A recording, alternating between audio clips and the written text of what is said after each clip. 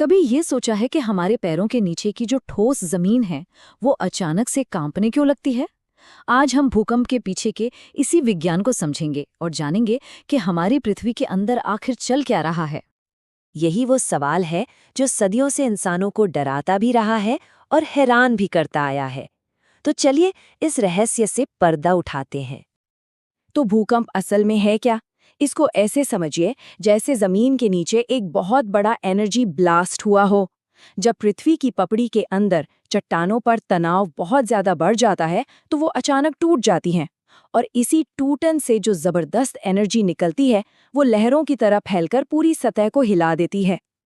ठीक है, तो ये ऊर्जा कहीं से तो शुरू होती है, लेकिन पृथ्वी के अंदर वो असली पॉइंट कौन सा है जहां से ये सब शुरू होता है? चलिए इसका पता लगाते हैं। इसे समझने के लिए जरा सोचिए कि आपने एक शांत तालाब में पत्थर फेंका। जहां पत्थर पानी में गिरता है वो है फोकस, भूकंप का असली केंद्र, जो जमीन के कई किलोमीटर नीचे होता है। और जो लहरें सतह पर फैलती हैं उनका केंद्र होता है अधिकेंद्र यानी एपिसेंटर, जो ठीक फोकस के ऊपर जमीन पर होता है। और सबसे ज्यादा तबाही भी यही महसूस होती है। अच्छा, तो एनर्जी फोकस पर रिलीज हुई, लेकिन ये जबरदस्त ऊर्जा ठोस चट्टानों से होती हुई हमारी सतह तक पहुंचती कैसे है और सब कुछ हिला कैसे देती है? इसका जवाब है कुछ ऐसी तरंगों में जो दिखती नहीं है। ये एनर्जी तरंगों यानी वेव्स में ट्रैवल करती है और वो भी एक खास क्रम में पहुंचती है, बिल्कुल जैसे रेस में दौड़ने वाले रनर्स। कौन पहले आता है कौन बाद में, ये हमें भूकंप के बारे में बहुत कुछ बताता है। और यहाँ से चीजें सच में दिलचस्प हो जाती हैं। सबसे पहले पहुंचती हैं पी वेव्स जो जमीन को आगे पीछे धकेलती है। फिर आती हैं एस वेव्स जो जमीन को ऊपर नीचे हिलाती है। लेकिन असली विलन है एल वेव्स। ये सबसे आखिर में आती है, सतह पर सांप की तरह चलती है और इमारतों को उनकी नींव से हिलाकर रख देती है। यही वो तरंगे हैं जो सबसे ज्यादा तबाही मचाती है। और सुनिए एक मजेदार बात, इन सबसे विनाशकारी तरंगों को लव वेव्स कहते हैं। कितनी अजीब बात है ना? लेकिन इसका प्यार से कोई लेना देना नहीं है। इनका नाम ब्रिटिश गणितज्ञ ऑगस्टस एडवर्ड हव लव के नाम पर रखा गया है, जिन्होंने सबसे पहले इनके गणितीय मॉडल को दुनिया के सामने रखा था। अब तक हमने देखा कि एनर्जी कैसे ट्रैवल करती है, लेकिन सवाल ये है कि इतनी जबरदस्त एनर्जी आती कहाँ से है। चलिए अब उस विशालकाय इंजन के पीछे के राज को जानते हैं। इसका जवाब है प्लेट टेक्टोनिक्स।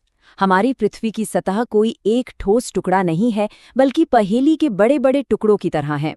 इन्हें टेक्टोनिक प्लेट्स कहते हैं और ये प्लेटें पृथ्वी के गर्म पिघले हुए मेंटल पर लगातार तैर रही हैं, कभी एक दूसरे से टकरा रही हैं, कभी दूर जा रही हैं। और ज्यादातर एक्शन इन्हीं प्लेटों के किनारों पर होता है। जब ये एक दूसरे से दूर जाती हैं तो हल्के भूकंप आते हैं। जब ये आमने सामने टकराती हैं, जैसे कि हिमालय में होता है, तो दुनिया के सबसे शक्तिशाली और गहरे भूकंप देखने को मिलते हैं। और जब ये एक दूसरे के बगल से खिसकती हैं, जैसे कैलिफोर्निया की सैन एंड्रियास फॉल्ट में, तो ये बहुत विनाशकारी झटके पैदा कर सकती हैं। तो अब जब हमें वजह पता चल गई है तो सवाल उठता है कि वैज्ञानिक इसकी ताकत को नापते कैसे हैं। सबसे मशहूर तरीका है रिक्टर स्केल। अब इसमें लॉगरिदमिक का सीधा सा मतलब ये है कि हर अगला नंबर पिछले वाले से जमीन हिलाने के मामले में 10 गुना ज्यादा शक्तिशाली होता है और एनर्जी रिलीज में लगभग 32 गुना। तो सोचिए, 6 तीव्रता का भूकंप 5 की तुलना में 10 गुना ज्यादा शक्तिशाली होता है और 7 तीव्रता का भूकंप 5 की तुलना में 100 गुना ज्यादा शक्तिशाली होता है। जरा सोचिए कितना बड़ा जंप है। तो ये प्लेटों का टकराव आखिर धरती पर सबसे ज्यादा होता कहाँ है, और क्या होता है जब ये जमीन के बजाय समंदर के नीचे होता है? धरती पर भूकंपों का एक तरह से सुपर हाईवे है, परी-प्रशांत बेल्ट, जिसे हम आमतौर पर रिंग ऑफ फायर के नाम से जानते हैं। हैरानी की बात है कि दुनिया के लगभग 68% भूकंप इसी एक एक्टिव जोन में होते हैं, जहां विशाल प्रशांत प्लेट कई दूसरी प्लेटों से टकराती है। लेकिन भूकंप का असर हमेशा जमीन तक ही नहीं रहता। जब ये समंदर के नीचे अपनी ताकत दिखाता है तो नतीजे और भी खौफनाक हो सकते हैं। एक ताकतवर भूकंप समंदर के फर्श को ऊपर उठाकर या नीचे धंसाकर बहुत बड़ी मात्रा में पानी को उसकी जगह से हटा सकता है, जिससे जन्म होता है विनाशकारी सुनामी का। और हाँ, ये याद रखना जरूरी है, सुनामी एक अकेली लहर नहीं है, बल्कि लहरों की एक पूरी सीरीज है जो एक जेट प्लेन की रफ्तार से महासागरों में फैल सकती है। तो हमने जाना कि भूकंप क्यों और कैसे आते हैं।